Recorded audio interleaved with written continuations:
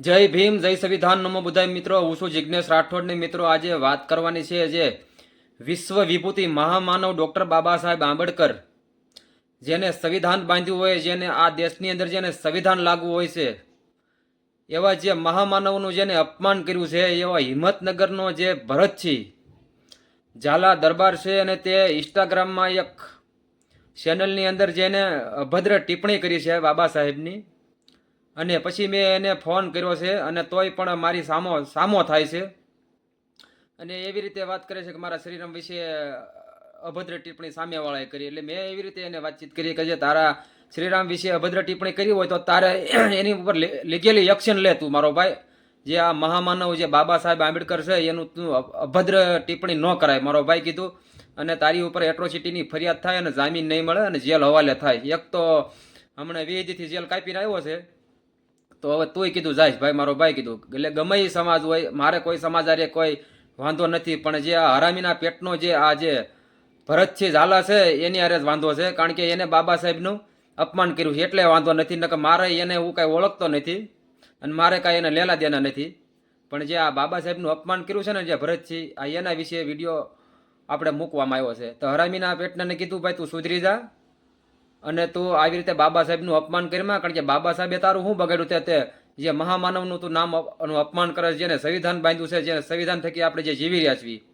તો મિત્રો, તમે આ આખું રેકોર્ડિંગ સાંભળજો. હું રેકોર્ડિંગ મૂકું છું. અને જે ભરતસિંહ ઝાલા છે તે વાત કરે છે, અને જેને મેં માફીનો પણ વિડીયો મૂકવાનો કીધો તો પણ હા પાડ્યો, પણ એને કાંઈ વિડીયો કાંઈ માફીનો મૂક્યો નથી. અને આને ફોન કરી અને જે બાબા સાહેબનું જેને અપમાન કર્યું છે જે આ ભરતસિંહ ઝાલાએ, એને ફોન કરી અને એને કાયદાનું ભાન કરાવો, જેથી કરીને આવું ને આવું આ લોકો આવું કરશે, જે આવા અમુક નંગ હોય છે તો એ આવું જેથી કરી કરે નહીં. તો મિત્રો, હું રેકોર્ડિંગ મૂકું છું, અને જે બાબા સાહેબનું અભદ્ર ટિપ્પણી કરી છે તે પણ હું સ્ક્રીનશોટ પણ હું મૂકું છું. અને આને ફોન કરી અને કાયદાનું ભાન કરાવો. જે આ ભરતસિંહ ઝાલા છે, જે હિંમતનગરનો જે દરબાર છે, અને આપણે કોઈ સમાજ આરે કાંઈ વાંધો નથી, પણ આવા અમુક લોકો આવા હોય ને નાલાયકના પેટના, અને જે આ બાબા સાહેબનું અપમાન કરતા હોય એને જ આપણે વાંધો છે, એને જ આપણે ખુલ્લા પાડવાના છે. જય ભીમ, જય સંવિધાન. તો આ કોણ બોલો? ક્યાં? હિંમતનગર થી. હિંમતનગર થી. શું નામ? કોનું કામ છે તમારે? હા, તમે કઈ બોલો બાબા સાહેબ વિશે કઈ કમેન્ટ કરી હતી ઇન્સ્ટાગ્રામ માં ભાઈ? એમ ને આ ગાળ બોલીને તમે કેમ બાબા સાહેબ વિશે અભદ્ર ટિપ્પણી કરી છે? કહું એને અમારે શ્રીરામ વિશે બોલ્યું તો પૂછી જો. કોણ કોણ શ્રીરામ વિશે બોલ્યો? એને શું લખ્યું હતું શ્રીરામ હા મોકલું વોટ્સઅપ કરવું એ છે અમારા જોડે જે હાલ. હા, તો તે એની માંથી ફરિયાદ કરતા આ વિશ્વ વિભૂતિ મહામાનવ ડોક્ટર બાબા સાહેબ આંબેડકર ને તમે અભદ્ર ટિપ્પણી કરી છે ઇન્સ્ટાગ્રામ માં, એટલે તમારો તમને કોઈ કાયદો કાનૂન નથી લાગતો? એટલે પણ એમ ના લાગે, એમને શું કામ એવું કરવું પડે? હા, પણ તમારે એક લીગલી ફરિયાદ કરાય. આ બાબા સાહેબ ને તમે વિરોધમાં તમે અભદ્ર ટિપ્પણી કરી છે ઇન્સ્ટાગ્રામ માં, કમેન્ટ કરી છે, શું લખ્યું છે તમે? એ તમને ભાન છે? એમાં એટ્રોસિટી ની ફરિયાદ થઈ જાય, જામીન નહીં મળે. બરોબર. હું તમારું નામ છે આખું આખું નામ કયો તો?